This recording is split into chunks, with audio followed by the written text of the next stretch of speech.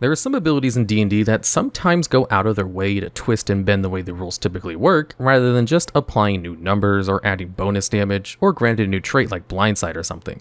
So in today's video, we'll be going over some of these weird and unique abilities found in the game, which stand out thematically or mechanically, while also going over what makes these abilities strange in the first place.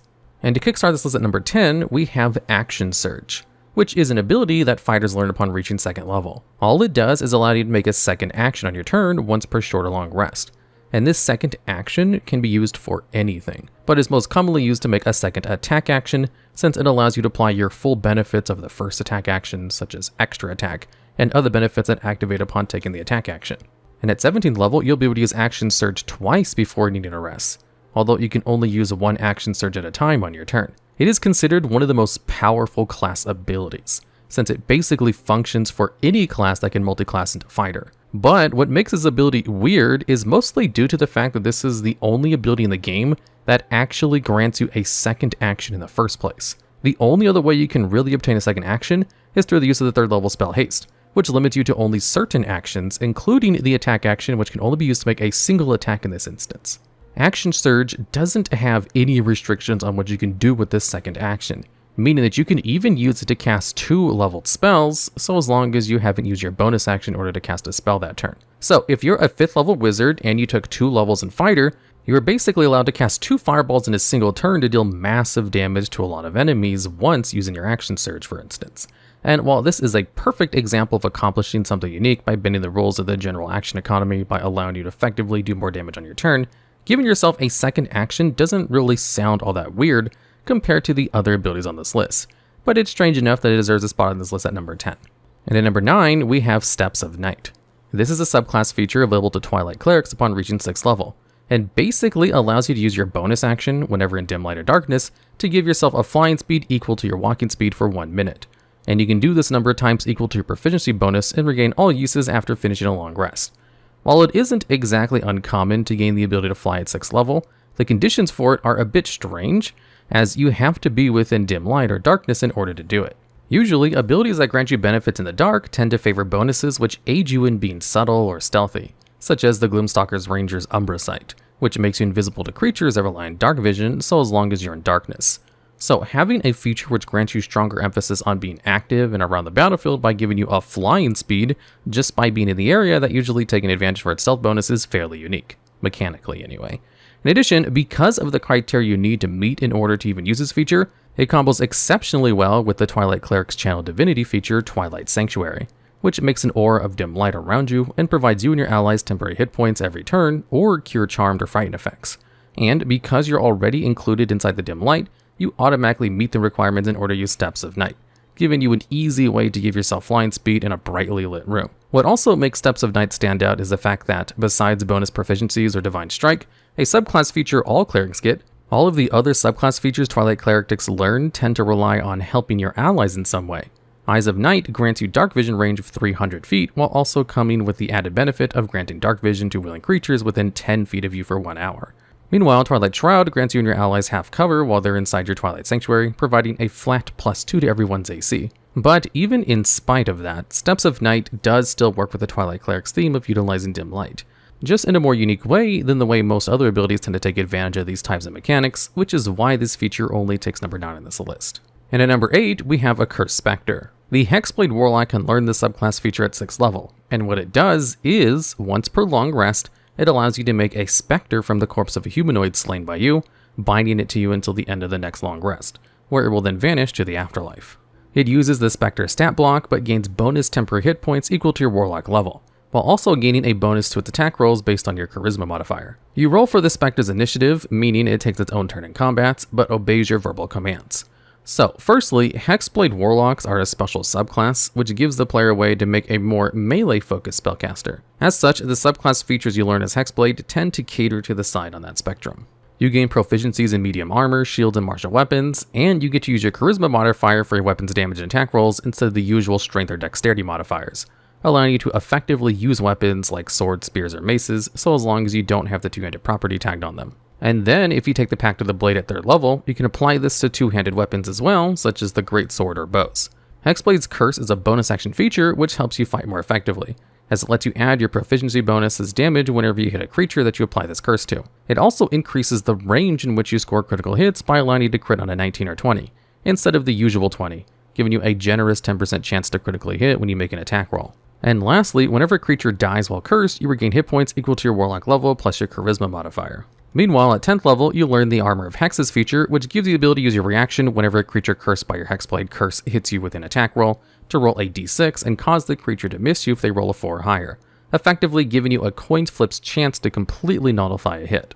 And at 14th level, you'll learn the Master of Hexes feature, which just allows you to change the target of your Hexblade's curse to another creature within 30 feet of you whenever a creature affected by the curse dies, at the cost of not regaining any hit points. All of these features work together to make yourself more of a close-range brawler that can take hits and dish them out just as hard. Even the bonus spells you can learn as a Hexblade Warlock can directly influence the style of play through things like Shield for an extra AC bonus so that you don't get hit as often, or Wrathful Smite for a little bit of extra psychic damage that can also frighten the creature you hit, locking down that creature from getting closer to you, since the only way you can get out of being frightened, outside of waiting out the duration or passing the initial wisdom saving throw, is to pass a flat wisdom check instead, meaning they cannot add the proficiency bonus to the roll. Which brings us back to the Accursed Specter subclass feature and why it's such a strange feature to exist. Well, yes, it does create a body on the board which can, theoretically, take hits that may be meant for you on virtue of existing as a threat.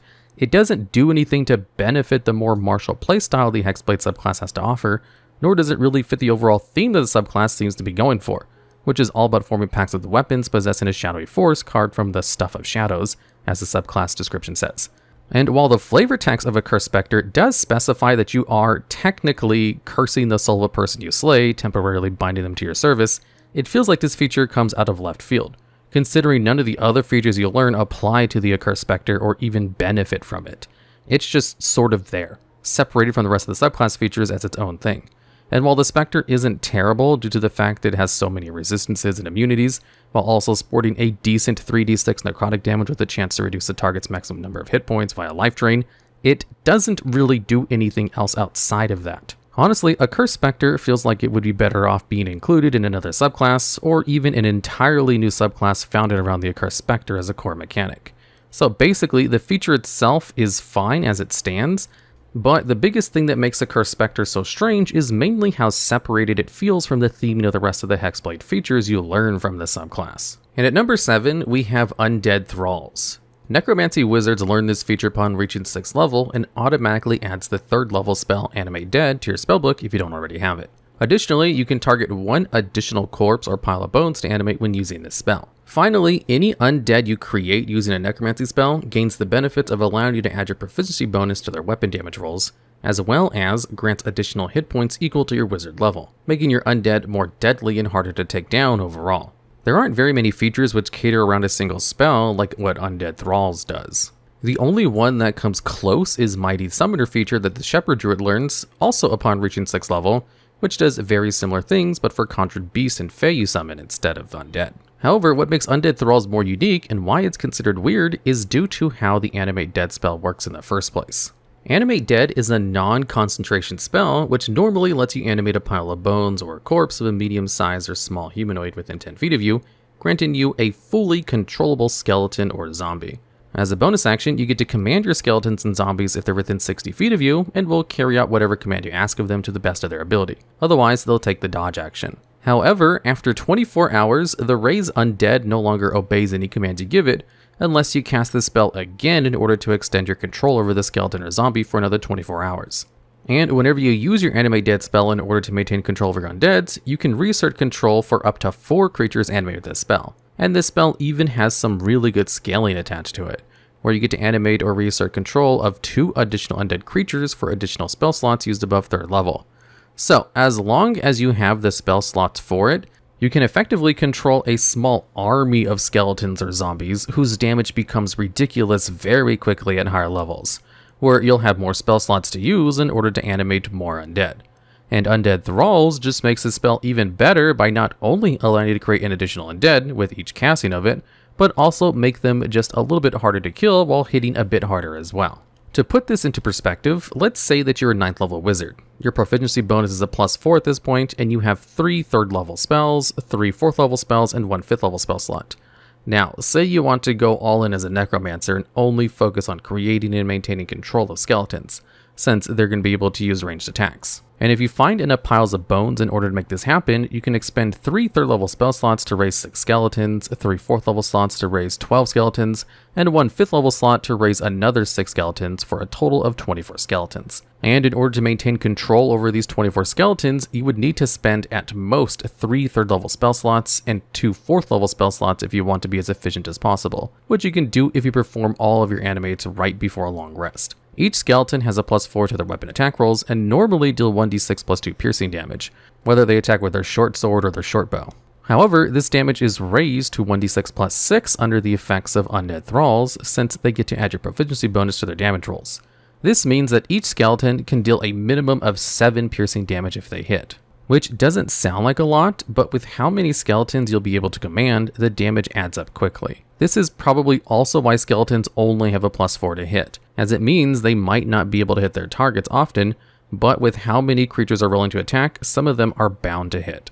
And when you're rolling 24 d20s for all your skeletons, some of those are bound to be criticals as well. But let's say you got really lucky and half of your skeletons managed to hit a creature you told them all to target. Well, 12 times 7 equals 84 damage, which would be the minimum damage to be able to deal if you happen to be the unluckiest person in the world when rolling for damage. Otherwise, the average damage to those hits would be 114 piercing damage, which is actually insane. And that's not even counting any damage from spells you cast on your turn, since commanding your army of skeletons only costs a bonus action to do so. Of course, the biggest downside of commanding so many units is that maps that make use of close or tight quarters tend to be a nightmare to explore, which can result in slowing down the campaign or being forced to limit how many skeletons you can take or leave behind someplace safe while you and your party explore. Not only that, but with so many squishy targets following you around, it makes you a nice juicy AoE target for any creature that loves to throw a breath attack, fireballs, whatever, etc, etc. However, Undead Thralls doesn't just work with Anime Dead either.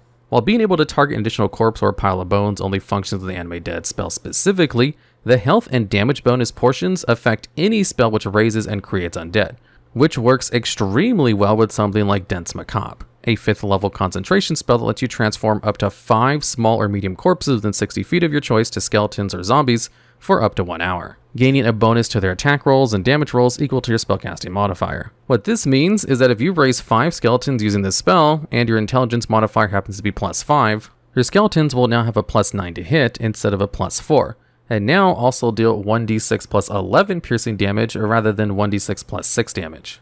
And no other feature in the game really increases the effectiveness of a very specific and niche set of spells in the same way that Undead Thralls does. Not even Mighty Summoner buffs their conjured creatures in the same manner, except by granting bonus hit points and making their attacks magical. Undead Thralls plays with the idea of a minion-based class in a way that still feels in line with the basic mechanics of the game. However, the overall function of this feature is what makes it definitely one of the weirder features in the game, but not so much that it feels totally unnatural, which is why it's only at number 7 on this list. And at number 6, we have Cauterizing Flames. This is a subclass feature which is learned by 10th level Circle of Wildfire Druids. It makes it so that whenever a small or larger creature within 30 feet of you or your wildfire spirit dies, a harmless spectral flame is left behind in the dead creature's space for 1 minute. Whenever a creature enters that space, you can use a reaction or to extinguish the flame and either heal or deal fire damage to that creature equal to 2d10 plus your wisdom modifier. And you can do this a number of times equal to your proficiency bonus and regain all uses upon finishing a long rest.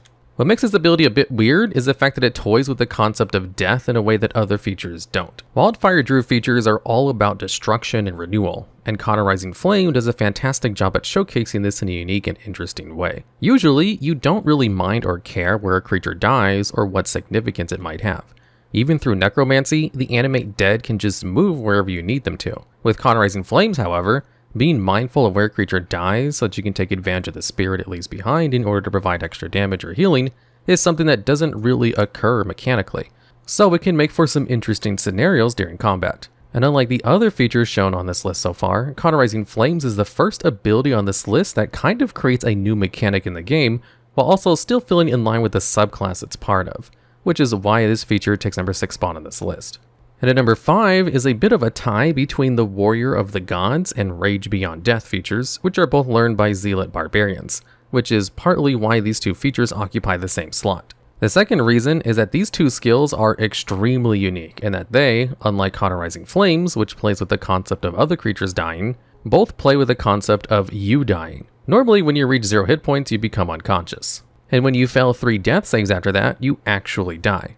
The Zealot Barbarian's 14th level feature, Rage Beyond Death, completely ignores this rule by allowing you to still continue fighting even while you're considered dying and making death saves each turn while you're raging. You basically ignore the unconscious condition that comes with reaching 0 hit points.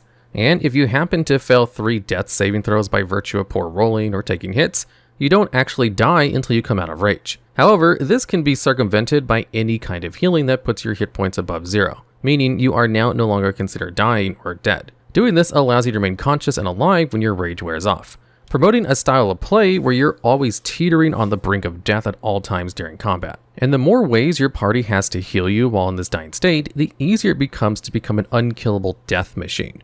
But if you do end up dead by the end of your rage, or if you weren't a high enough level to learn Rage Beyond Death, then your 3rd level feature, Warrior of the Gods, will certainly come in handy, as it modifies resurrection spells cast on you, that don't make you turn undead, to not use up any material components. Normally, a spell like Raise Dead requires you to consume a diamond worth 500 gold as material component in order to cast a spell on a dead creature. But with Warrior of the Gods, the only limiting factor is whether or not your healer has the spell slot available to cast Raise Dead. Both of these features work in tandem with each other in order to help enable you play as recklessly and ruthlessly as possible, without having to worry about draining the party's bank all the time by having them resurrect you all the time, and both modifies the way death is handled for your character. As a Zealot Barbarian, death is just an inconvenience for you, as something like Raise Dead will still impose a -4 penalty to your attack rolls, ability checks, and saving throws. However, a Revivify only costs a 3rd level spell slot to cast and doesn't come with any penalties, other than needing to cast it within 1 minute of the creature dying.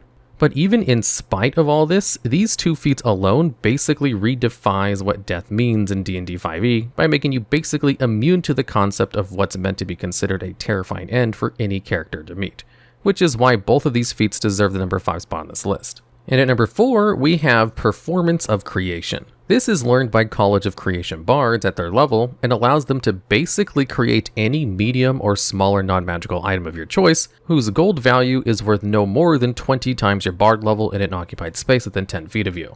Upon reaching 6th level, you can create large objects, and at 14th level, you create huge objects as well. The created object resonates music that creatures who touch it can faintly hear, and the created item disappears after a number of hours equal to your proficiency bonus. However, once you create an item using this feature, you have to take a long rest before you can do it again, unless you use a 2nd level spell slot or higher to do so. You're also only allowed to have a single item created, meaning if you use the feature again, the first one simply vanishes from existence. And this feature gets even crazier once you gain the Creative Crescendo feature at 14th level, which allows you to create a number of small or tiny items equal to your Charisma modifier, at a minimum of 2 items, with only one of those items able to be created up to the maximum size category that you can create normally. Additionally, the GP value limitation is lifted upon obtaining this feature. There are so many things you can create using Performance of Creation, meaning that the usefulness of this feature is entirely dependent on how creative the player is if they want to make the most of this feature. Need a boat to cross a stream? You can create a rowboat. Need to climb down a very dangerous cliff? Well, some rope can help with that. Need to go up? Ladders. But what makes this ability so strange is the fact that it can technically create anything you want, even weapons and armor. And since there technically isn't anything that says you can't create something you've never seen before, such as with Wild Shape, which specifies that you can only shape into beasts that you've seen before, you could even create things that aren't even from the world your campaign is set in, such as guns and bullets for those guns. However, since this might not be rules as intended, your DM might very well not allow such tomfoolery to happen in the first place, unless you wrote your bard in a way that they might have experienced these kinds of weapons, which would also be up to your DM to approve. And while the idea of a creation bard being isekai'd into a Curse of Strahd and being able to eventually create a tactical nuke to drop on Castle Ravenloft might sound appealing, chances are you're probably going to have to settle with being able to create useful out-of-combat items for your party to use, which is still pretty good as it can help you save on coin when money is tight, or create a large crate that can be used as cover if needed during combat. With Performance of Creation, the possibilities truly are endless, and allows you to play with the battlefield or manipulate a scenario to your favor more than a lot of the other features in the game. While this feature doesn't necessarily possess any weird mechanics like other features on this list, it does allow for some very unusual game breaks, and offers nearly infinite ways to solve puzzles or riddles, or quests that might benefit from certain items, all for just a 3rd level feature, which is why Performance of Creation deserves a spot on this list. And at number 3, we have Overchannel. This is a feature available to Evocation Wizards upon reaching 14th level, and allows you to deal maximum damage of a damaging spell that's a 1st through 5th level after you cast it. And you can do this for as many times as you want for any number of castings, but you'll take 2d12 necrotic damage, which can't be reduced by resistances or immunity, for each level of the spell that you're casting after you use this feature the first time. And then you take an additional 1d12 damage per spell level on top of that 2d12 damage per spell level every time after until you finish a long rest. So if you were to cast a fireball, which deals 8d6 fire damage to everything that's radius, it will now instead deal 48 fire damage, unless a creature succeeds a dexterity saving throw, which they'll only take half that damage. But if you want to do it again, you would have to take 6d12 necrotic damage, and then 9d12 necrotic damage to try it a 3rd time. The best part about this feature is the fact that you don't actually have a limit to how many times you can use it. As long as you have a way to maintain your hit points, by virtue of having a dedicated healer for instance, you can deal a lot of consistent damage very quickly. No other ability in this game has a mechanic that works similar to this, and is probably the most unique ability in the game in that regard, because it enables a very high risk, high reward style of play if you wanted to. But of course, you can still only focus on using the freebie it allows you to have before punishing you for multiple uses, which is entirely reasonable as to not make Overchannel feel completely useless if you're not comfortable burning through your own hit points for it. And dealing maximum damage is really good. There are not a lot of ways to actually achieve this outside of multiclassing or building specifically for it. But the reason this feature only sits at number 3 on this list is because, while it plays with the idea of damaging yourself in order to reap great rewards, that's all it really does, which is still within the realm of basic gameplay mechanics. You sacrifice hit points, you deal more damage, is kind of what it boils down to. However, the uniqueness of the ability itself is still worth noting, and being the only ability of its kind to play within the rules of the way it does definitely makes Overchannel worth a high spot on this list. And at number 2, we have Thief's Reflexes. This feature is learned by 17th level Thief Rogues and gives you the benefit of taking 2 entire turns during the first round of combat, as long as you aren't surprised. You take your first turn at whatever initiative you rolled, and then you take a second one at initiative -10. Just like Action Surge, Thief's Reflexes basically increases your own action economy temporarily to allow you to do something extra. The difference here, however, is the fact that, unlike Action Surge, you are given an entire turn's worth of action economy. You can move again, take an action, and another bonus action since that counts as an entirely separate turn in combat. You also gain all the benefits of entering your new turn as you normally would, meaning that if you use your reaction your first turn this round, then on the second turn of the same round, you would once again be able to use your reaction. It also gives you the opportunity to deal 2 sneak attacks in the same round fairly easily without any kind of gimmicky setup, since sneak attacks can be performed once per turn rather than once per round. This feature can be considered weird pretty much for the same reasons as Action Surge, since the game does not normally mess with action economy all that much, due to the fact that it can cause some really bad balancing issues. Even providing yourself a way to perform a second action on your turn using Action Surge can be considered incredibly powerful, simply due to the fact that it combos extremely well with other classes and abilities. So you would think that being able to take another turn entirely would be even stronger, right? While that might be true, the difference is that you learn Thief's Reflexes so late, meaning there's not very many ways to take advantage of this feature via multiclassing, whereas Action Surge is available to you as soon as you hit 2nd level in Fighter. However, just the idea that there's an ability in the game that straight up gives you another turn to do whatever you want is the reason why Thief's Reflexes manages to be higher on this list than Action Surge. And finishing off this list at number 1, we have Bastion of Law and Arcane Ward. 2 features that work similarly but come from 2 very different subclasses. Bastion of Law is learned at 6th level by Clockwork Soul Sorcerers, while Arcane Ward is learned at 2nd level by Abjuration Wizards. And what both of these features do is allow you to create a ward that reduces the overall damage you would take. However, there are some very key differences between the 2 wards. To see what I mean, let's start off with the Bastion of Law feature and what exactly it does. Bastion of Law allows you to spend 1 to 5 sorcery points in order to create a magical ward around yourself or a creature within 30 feet of you, and lasts until you finish a short rest or use this feature again. Now, whenever the warded creature takes damage, they can roll up to a number of d8s equal to however many sorcery points you spent to create the ward and reduce the damage by that number, which expends the dice you used. If a creature damages you for 15 fire damage and you decide to spend 2 d8s out of the 5 and roll a total of 10, then you only take 5 fire damage. but now you're only left with 3 more d8s to use. This is a great way to receive some flat damage reduction, which is kind of rare to get in this game, since it's usually more common to reduce damage via resistances. And although the other ways to reduce damage, such as the Monk's Deflect Missile features or the Goliath Stone Endurance racial feature, Bastion of Law is quite a bit stronger and helps you protect your allies for as long as you have the sorcery points to spend on this feature, making it very recyclable if you aren't planning on using your sorcery points for anything else. Meanwhile, the Abjuration Wizard's Arcane Ward creates a ward of magic around yourself that has hit points equal to twice your wizard level, plus your intelligence modifier whenever you first cast an Abjuration spell first level or higher, such as Mage Armor or Shield, and lasts until you finish a long rest. The Alarm spell is also a viable spell to use since it has the Ritual tag, meaning you can ritual cast the spell at the start of the day for the sole purpose of creating the ward without expending a spell slot. And whenever you take damage, the ward will take the damage instead, breaking if its hit points ever reach 0, and dealing any remaining damage to you instead. However, even at 0 hit points, whenever you cast an Abjuration spell of first level or higher, the ward restores hit points equal to twice the spell level used for that spell. Just like Bastion of Law, Arcane Ward basically provides a way for you to reduce damage you take and can help protect and buffer your hit points, make it easier for your healer to focus on fighting.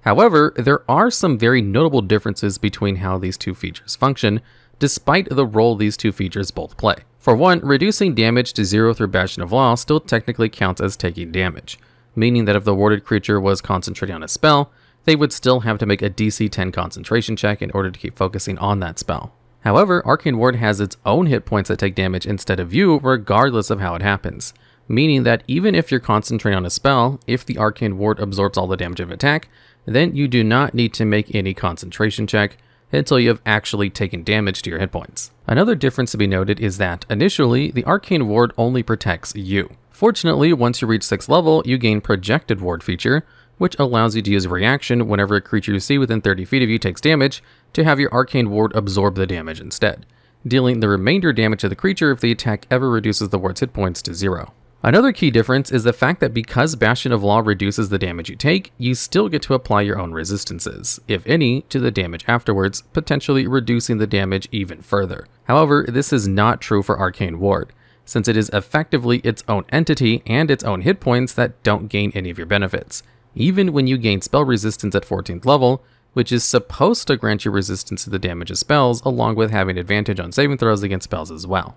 Unfortunately, you can't choose whether or not the Arcane Ward takes damage either, meaning that even if you would resist damage of a spell, your Arcane Ward is going to take the damage before anything else, whereas Bastion of Law allows you to choose whether or not you can use the ward when you take damage. So while these features are very similar but different, these two deserve to be on the same spot on this list because they each basically fulfill the same role of reducing the damage you or an ally might take, which isn't wholly common in 5e outside of spells or classes whose thing is commonly seen as being the class to protect, such as the Paladin or even Cleric. Normally, wizards and sorcerers don't dabble much into defensive support, but when they do, it's in a very unique way that no other class can really do. However, out of both of these features, Arcane Ward is definitely the weirder feature. In fact, it is such a weird feature that there have been a plethora of sage advice dedicated to clarifying all of the confusing parts of Arcane Ward, most of which have already been covered in this section. But one that I haven't mentioned yet is the fact that, because Arcane Ward has its own set of hit points, that means you are still able to make use out of temporary hit points through other means. The reason I mention this now is because there is a very fun and unique synergy that Arcane Ward has with a spell that wizards do not normally get, which is Armor of Agathys. You can take this spell through the Magic Initiate feat, but because of how well it scales, you won't really make the full use out of this spell, since the feat version does not allow you to upcast the spell. Instead, you would want to dip a level into Warlock in order to obtain the spell, since the rules for spellcasting allows you to use your wizard spell slots to cast your Warlock spells. As for what Armor of Agathys actually does, well, basically it grants you 5 temporary hit points for 1 hour and costs 1 action to cast. Whenever a creature hits you with a melee attack while you have these hit points, the creature will take 5 cold damage. While this doesn't seem like much, the true strength of Armor of Agathys lies with how well it scales. For every spell slot used above first level, the temporary hit points and cold damage increase by a flat 5 each. Normally, Warlocks have a hard time using this spell due to how few spell slots they have, which can lead to many Warlocks focusing their attention to other spells that can be immediately useful. However, as a wizard, you have plenty of spell slots that you can use in order to activate Armor of Agathis. So if you wanted to spend a 4th level slot to cast the spell, you would gain 20 temporary hit points while also dealing 20 cold damage to any melee attackers. And because the only qualifier you need to meet in order to activate Arcane Ward is for you to be an Abjuration spell 1st level or higher, which Armor of Agathis actually is, this basically allows you to gain a huge amount of temporary hit points plus a second buffer through your Arcane Ward at the same time, if you haven't already created one for the day. On top of that, the only qualifier for Armor of Agathis to activate its damage effect is for you to get hit with a melee attack, meaning that even if your Arcane Ward takes the damage, the effect still procs and deals damage to the creature, while you still maintain the buffer provided by Armor for Agathis, making you a very thorny rose on the battlefield if you take something like the Hexblade subclass, which has no problems being up close to enemies. You can technically do the same thing with Bastion of Law, since Clockwork Sorcerers learn Armor of Agathis by default, but it is nowhere near as effective as when used with Arcane Ward. Out of all the features on this list, the fact that Arcane Ward is such a wildly confusing feature that they later had to make a new feature that functioned basically the same way, but in a less confusing manner, is the reason that both Arcane Ward and Bastion of Law deserve to take number 1 spots on this list. Alright, and that's the list. Let me know what abilities or features you guys considered weird or strange, and if you have any ideas for future top 10 videos just like this one, I'd love to hear about them down below in the comments.